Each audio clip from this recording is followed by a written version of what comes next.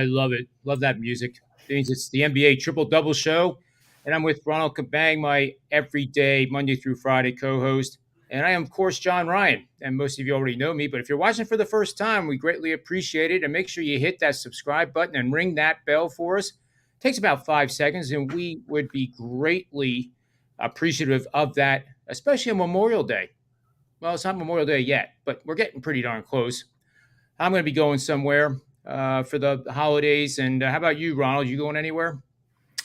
Nothing planned right now. We'll see what happens, but usually we plan around the kids and how they're feeling for the weekend and see how that goes. So yeah. Well, I guess it's unfortunate to bring that up because I think the Miami Heat are on the verge of possibly having the opportunity to celebrate Memorial Day instead of playing a Game 7 on Sunday.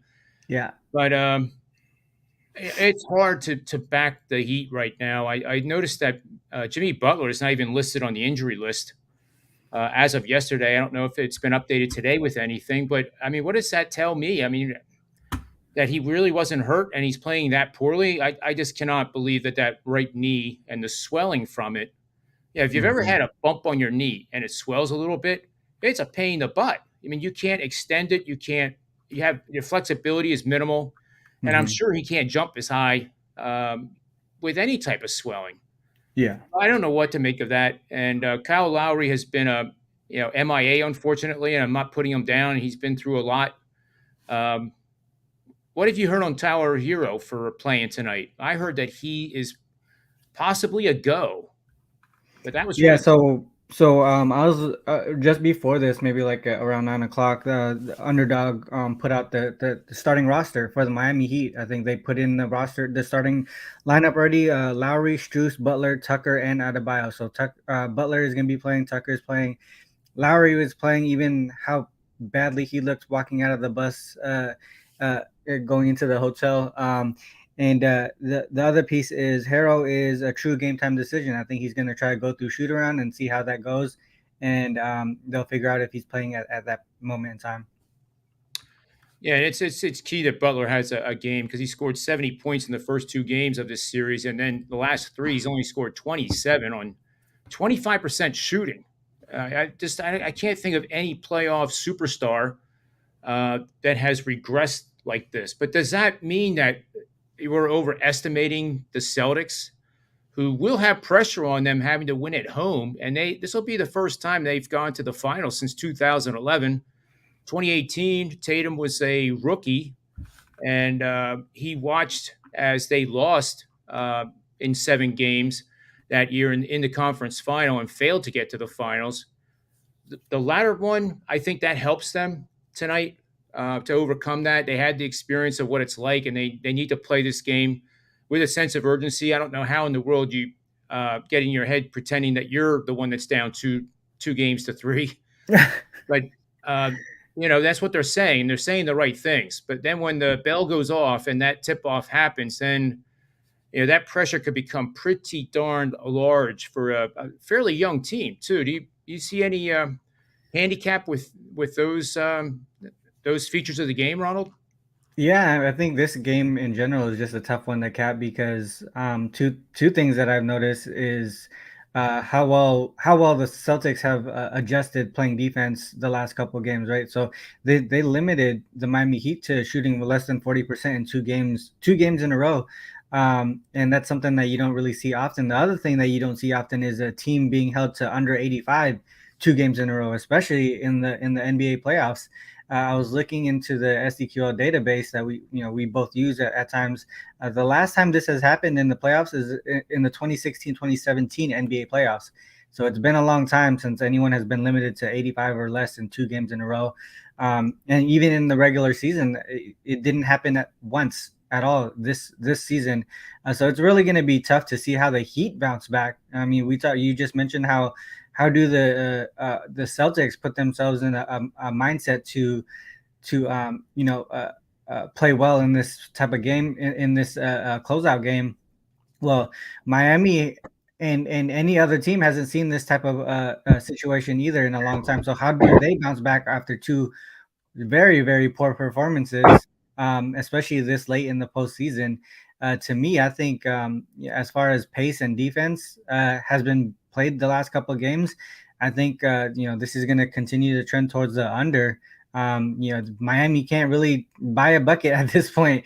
To me, I don't have a bet on this game at this point in time. Maybe you can talk me into something, but the only way that I could look is towards this under. I don't know how either team is going to play uh, as far as uh, offense and output or who's going to be better in this game, but I know pace and defense is trending towards the under. So that's the only way that I could look here for this at this time.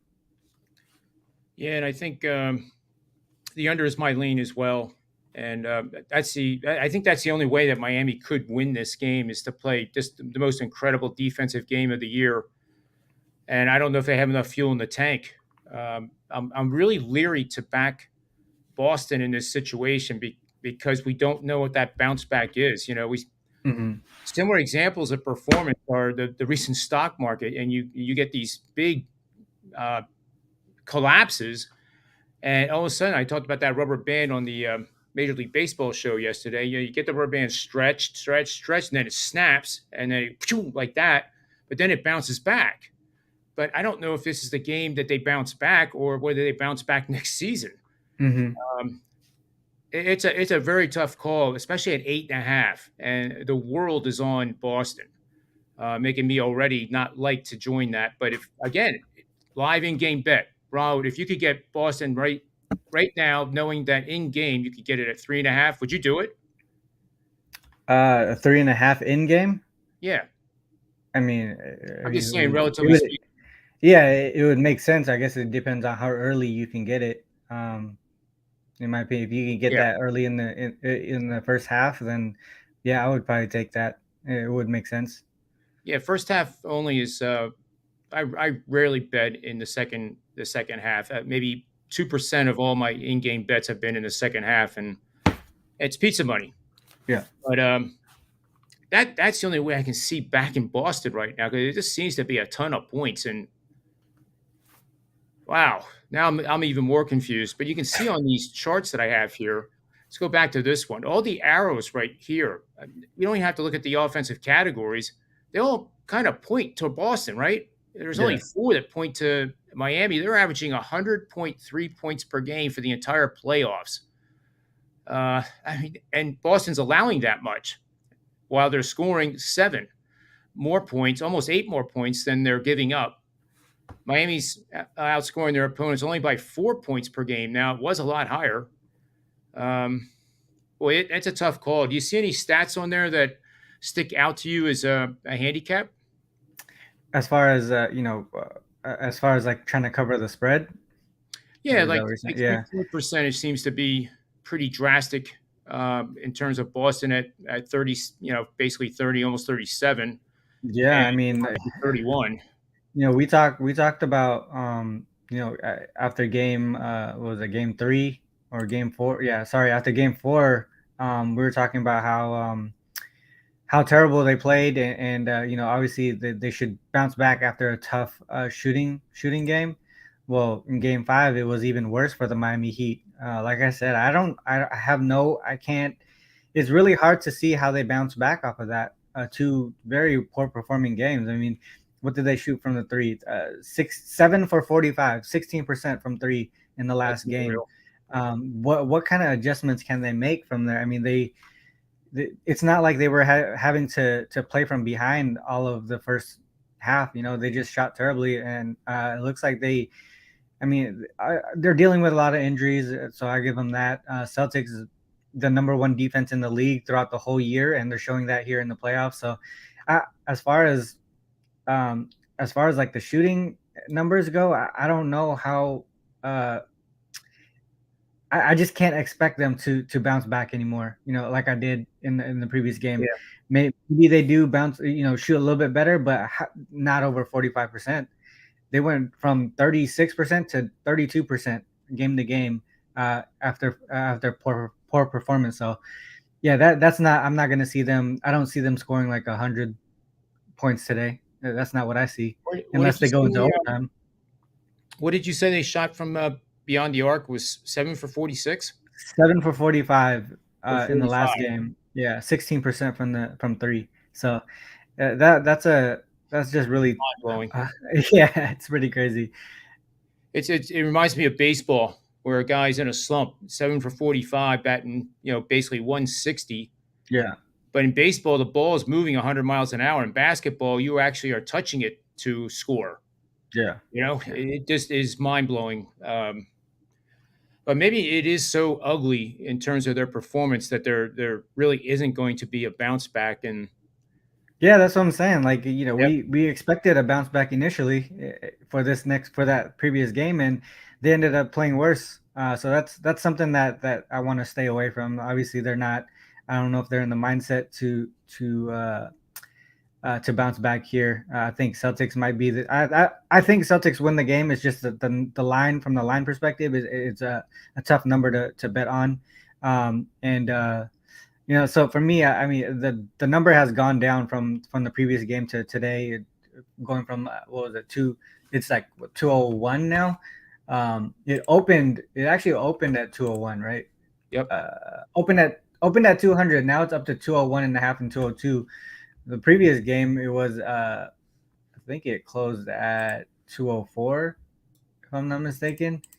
So Yep. the number is still lower than the previous one. Um, Yeah, to me, the only way that I could look is towards the under here. Yeah, there's a big angle that we presented in game 5, where the total each game for the previous 3 games was lower than the previous game than the previous game, and that didn't work out in that game. Uh, Hmm. well, actually, Hmm. it did. They went way under the last game in game 5. Yeah, yeah, yeah. Hmm. Yeah. So now we have 4 consecutive, and it basically is the same results. It's just a smaller sample size because it's so rare that this is Hmm. happening in front of our eyes. Yep. But again, I don't, in game, if you see a total at like 185 or something, maybe you nibble on it. Or if you like the over, I would touch the over right now with a 10-foot pole. I mean, this seems to be the same Yeah, as like betting on Austin. I feel like I'm going to be betting for the sake of betting, and I hate doing that. yeah, yeah. You don't want to do that. There's only one game, today, and we have the WNBA, we have the MLB to look at. So if you don't feel super confident in your play in this Miami Boston game here in a closeout game, don't force it. That's the biggest thing here. I know, that's just my advice there. I'm not in position to just put money out there to bet. So Well, sometimes, Ron, that's a great point. Sometimes that's the best bet you can make is not not making forcing one. a bet. Yeah, Yeah, I mean, that's part of the professional way of life. You yeah, can't sit there and say, "Well, this is the only game in town. I got to bet it." No, you got to do nothing. Nobody's forcing you to do this and go to the window. And it's okay not to bet a game. It really is okay not to bet a game. yeah, yeah. But anyway, do you have any idea with the referees in this game? I know last night, and I give credit to Rob Vino for this of Wager Talk. The 3 umpires in that group, and I believe actually our friend Scott Foster was probably the leader in it with the games that he's refereed this year. And correct me if I'm wrong, Ron, because you're more in touch with this than I am. The large majority of those games went under. Um, Yeah, yeah. We did a show with Jay Money earlier in the day, and I threw out some understats on the refs. Each one of those refs like yesterday were most of their records this season, including the playoffs, were towards the under, especially with the low total. Today, I looked at the numbers today. There's no significant um, uh, trends with these reps here. It's a good mix of unders and overs. Courtney Kirkland is an under rep 40 and 23 to the under, but the rest of the guys are trending towards basically even or towards the over. So no significant refing trends here. okay. Looking at the chat room here, 1.5 steals and blocks. Tatum minus 125. That's worth a sprinkle, I think. Yeah, that actually looks pretty good. Danger.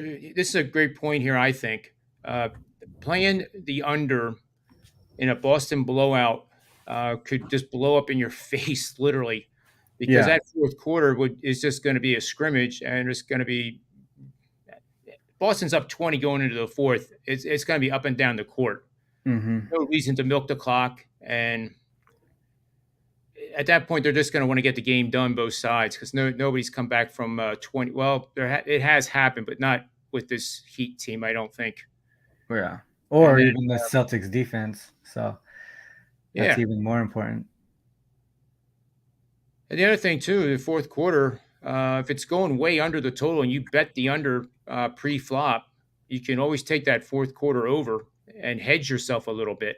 Hmm. Because, if it is a blowout, I think that fourth quarter probably plays over by itself. But that's kind of a, certainly less than 1 unit play. Hmm. What is Jacob Gonzalez here? Welcome. Not any yet in basketball and baseball. I'll tell you guys my 4% on the Blue Jays tonight. Well, that show's going to be happening today at 3 o'clock p.m. Eastern Standard Time. So make sure you join us for that show. But this Hmm. is the NBA Triple Double. Ronald, what are we going to do for our best bet here? I am. I mean, the only way that I could look is towards the under here. I want to say I didn't make a bet on it yet, or if I don't know if I will. But to me, I think the under is probably the best play between the side and the total. Maybe primarily the first half. Um, that might be the way to go. Fresh legs, uh, playing defense, trying to um, play both of these teams. I think in the last couple of games, first quarter in the last game, they only scored 36 points in the first quarter, and then 43 in the second quarter. So, to me, it looks like they're coming out with a lot of defensive energy, and they'll probably continue to do the same thing. Yeah, I agree with that. And I just noticed something here. I'm going to make this. I'm going to have two player props here for the show that I am going to bet. Duncan Robinson over 1.5 3 pointers made, minus 141 offered at Caesars, I'm seeing. And Jimmy Butler. And you're going to laugh because I think this is an excellent pizza money bet because it's not likely to happen, but it could happen. And, like just like the Kentucky Derby without Longshot being a substitute horse the day before the race, John Daly in golf he's a substitute at the PGA Championship 2 decades ago and wins. I don't want to say, wow, I could have been part of this. But anyway, pizza money bet Jimmy Butler triple double 36-1 at FanDuel. And That's I'm putting crazy. parentheses around it just in case he does. I mean, I granted it's very unlikely. It's probably greater. It's probably 50-1 odds that he has a triple double. But for $10, $20, I don't mind losing that with the opportunity to say, man, did you see Jimmy Butler triple double? Oh my God. Yeah. I like that. I like that Duncan Robinson look, especially if Tyler Hero doesn't end up playing. Yep. He hit 4 and 3 in the last two games, so he's picking up some minutes. But that did correlate with Harrell being out, so that's one thing to note too. If he's out, I can see him putting those numbers up. What does Jacob have to say? Will do JR. I love both shows you do. Oh, that's the Major League Baseball. Okay, now I understand what he's saying. All right. So I guess that brings us to the end of the show. Unfortunately, Ronald will have Yeah, to quick show call it a today. Friday here, but we will be back later this afternoon with that edition of the Full Count Show for Major League Baseball. So if you're into that, you definitely want to watch that. And thank you for your time, Ronald, as always. Make sure you guys get over to sportsmemo.com. I may not have a play in the NBA, but I'm still riding a 72% win streak over my last 45. I think I've won like Hmm. 6 of the last 7 or something, they tell me. I try not to get caught up in that too much because it just gets in your head. And I want to be objective every single day, whether I'm, hitting 40% winners or 70% winners. And Ronald does the same thing. Yeah, I'm sure Ronald will have some stuff up WNBA and other sports if there's nothing for NBA. So you want to take advantage of that too, because those are solid betting opportunities. And again, this game is very tough to handicap, and don't force anything. That's the worst thing you can do, especially if you lost last night or you're down for the week and you're trying to make it back. Don't operate like that because it doesn't work. It just doesn't work, and it won't work long term. So that's my advice for everyone today. Mhm. And I guess that'll end the show here, Ronald. So on behalf of sportsmemo.com, yourself, myself, remember two things: bet with your head, not over it, and may all the wins be yours. Thanks a lot for watching. We'll see you on Monday.